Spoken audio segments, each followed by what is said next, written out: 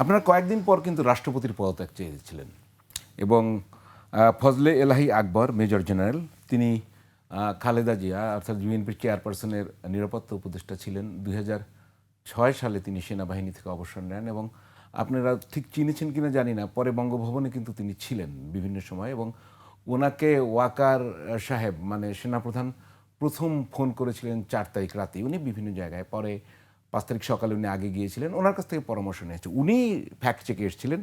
উনি বলছিলেন যে আপনারা রাষ্ট্রপতির পদত্যাগের মধ্য দিয়ে আবার বিপ্লবী সরকার গঠন করতে চেয়েছিলেন, যেটা প্রথমে হয়নি, পরে দেখি একটু তার কথা শুনি।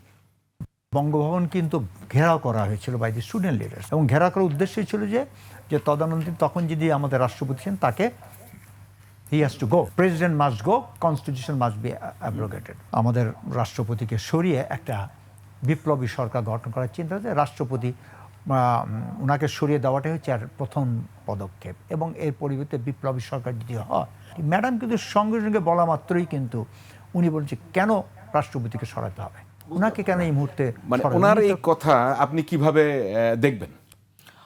প্রথমত আমরা রাষ্ট্রপতির অধীনে শপথ নেওয়াটাতে খুশি ছিলাম না, কিন্তু পরিস্থিতি, ওই সময়কার দেশের ক্রাইসিস এবং অন্যান্য স্টেক হোল্ডার সব কিছু মিলিয়ে আমাদেরকে আসলে এক ধরনের দেশের স্বার্থে তখন এই সিদ্ধান্তটা নিতে হয়েছে। এবং রাষ্ট্রপতির পদত্যাগের বিষয়ে যখন ডক্টর আসিফ নজরুল স্যারের সাথেও আমার প্রথম গণঅভ্যুত্থানের পরে বৈঠক হয়, 6 তারিখ সকালে ওনার বাসায় গিয়েছিলাম, ওনার ওই ঢাকা ইউনিভার্সিটির যে কোয়ার্টারে থাকতেন। তো সেখানে আমি, তারপর নাসিরউদ্দিন পাটোয়ারি ভাই আর হচ্ছে আদিবাড়ি ভাই, আমাদের রাজনৈতিক পরিষদ সদস্য, আমরা গিয়েছিলাম। ওনাকে কিন্তু তখন আমরা বলছিলাম যে আপনার কথা দিতে হবে যে আমরা শপথ নিলাম এই প্রসেসে এখন দেশের স্বার্থে, ইউনিটির স্বার্থে, দেশের যে সার্বিক পরিস্থিতির স্বার্থে আপনি আমাদেরকে কথা দেন, রাষ্ট্রপতিকে পরে অপসারণ করা হবে। শপথ অনুষ্ঠানের যেই আনুষ্ঠানিকতা, এটা শেষ করে রাষ্ট্রপতিকে অপসারণ করা হবে, কারণ সে ফ্যাসিবাদের একটা শেষ জঞ্জাল এখানে, তাকে আমরা এখানে চাই না।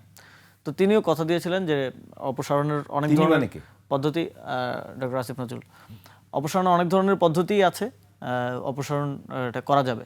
আমরা সরকার গঠনের পরে তো সবকিছু প্রধান উপদেষ্টা এবং আমাদের ইয়াতে থাকবে, আমরা তখন অপসারণ করব। কিন্তু তিনি সে কথা রাখেন নাই।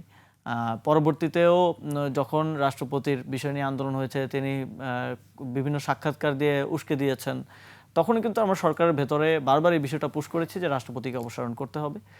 এবং আমার জায়গা থেকে আমি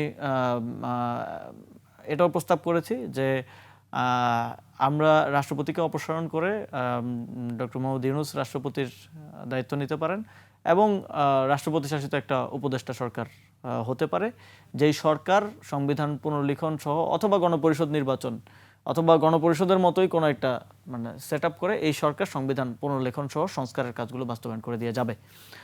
এই প্রস্তাবটা আমি করেছিলাম, বাট এই প্রস্তাবটা তখন করা হয় নাই। তবে উনি যেটা বলেছেন যে ছাত্ররা রাষ্ট্রপতির পদত্যাগ চেয়েছিল, এটা সত্য, এটাতে এখানে মিথ্যার কিছু নাই।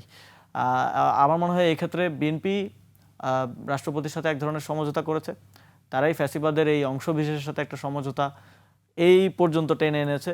সর্বশেষ তারা কিছুদিন আগে রাষ্ট্রপতিকে পদত্যাগ করেছে। তো রাষ্ট্রপতি যদি পদত্যাগ করতেন তাহলে আপনাদের মডেলটা কিরকম হতো? আপনি বলছেন রাষ্ট্রপতি শাসিত সরকার, এটা কি বিপ্লবী সরকারের দিকেই যেত তখন? আমি প্রস্তাব করেছিলাম এটাই, কিন্তু আমার মডেলটা আমি যতটুকু বুঝেছিলাম তখন, যে এক তো হচ্ছে পরিস্থিতির শিকার হয়ে সার্বিক সিচুয়েশনের কারণে আমাদেরকে 8ই আগস্ট রাষ্ট্রপতির অধীনে করতে হলো, শপথ নিতে হলো, যদিও আগেই আমরা শর্ত দিয়েছি যে তাকে অপসারণ করা হবে। তো আমার আইডিয়াটা ছিল যে ডক্টর মোহাম্মদ ইউনূস নিজে রাষ্ট্রপতির দায়িত্বভার গ্রহণ করবেন, আমরা একটা নতুন সংবিধানের জন্য এটা হতে পারে গণপরিষদ অথবা হতে পারে সব রাজনৈতিক দলগুলোকে নিয়ে একটা গণপরিষদের স্ট্রাকচার করা, এবং রাষ্ট্রপতির অধীনে উপদেষ্টারা, রাষ্ট্রপতির একটা মন্ত্রী পরিষদ বা উপদেষ্টা পরিষদ থাকবে, তারা হচ্ছে দেশটাকে পরিচালনা করবে যতদিন পর্যন্ত সংস্কার এবং বিচারের একটা পর্যায় পর্যন্ত না যায়। এবং এটা কিন্তু ওই প্রসেসেই বাস্তবায়ন করলে কিন্তু আজকে আমাদের এই ঝামেলার মতো। তাহলে প্রফেসর ইউনূস কি রাজি হতেন? তার সাথে কোনো ধরনের কথা হয়েছে? তিনি এই প্রস্তাবে রাজি হন নাই। তিনি সম্ভবত রাজি হন নাই দুইটা কারণে। একটা হচ্ছে সেনাপ্রধান কোনোভাবেই এটা চাচ্ছিল না, এবং এইরকম কিছু হলে সম্ভবত কোনো ধরনের অন্য ধরনের পরিস্থিতিরও উদ্ভব হতে পারত। আরেকটা হচ্ছে বিএনপিও কোনোভাবেই রাজি ছিল না এবং বিএনপি রাষ্ট্রপতিকে পরবর্তীতে তো রাষ্ট্রপতি তার একটা সাক্ষাৎকারে বলেছেন যে সালাউদ্দিন আহমেদ ফোন দিয়ে বলেছেন যে তারা তার সাথে আছেন। তো এই দুইটা অংশের কারণে তিনি সম্ভবত রাজি হন নাই। ডক্টর আসিফ নজরুল কি আপনাদের কথা রাখেননি বা রাখার চেষ্টা করেছেন, বা কোনো তো আপনাদের সাথে যে প্রতিশ্রুতি দিয়েছিলেন সেটা বাস্তবায়নের জন্য, অর্থাৎ রাষ্ট্রপতি পদত্যাগ করবেন, আদৌ কোনো চেষ্টা করেছিলেন? ওনাকে আমরা বলেছি যে আপনি যেহেতু কথা দিয়েছেন আপনি এখন প্রসেসগুলো খোঁজেন কিভাবে। বিএনপির পক্ষ থেকে তো একটাই কথা বলা হচ্ছিল যে কোনো সাংবিধানিক উপায় নাই রাষ্ট্রপতিকে স্যাক করার, এটা নির্বাচিত সরকারই পারবে। তখন আমরা ওনাকে বলেছি যে আপনি জরুরি ব্যবস্থা বা যে কোনো একটা লিগ্যাল প্রসেসে তাকে সরানোর একটা ব্যবস্থা খুঁজে বের করেন।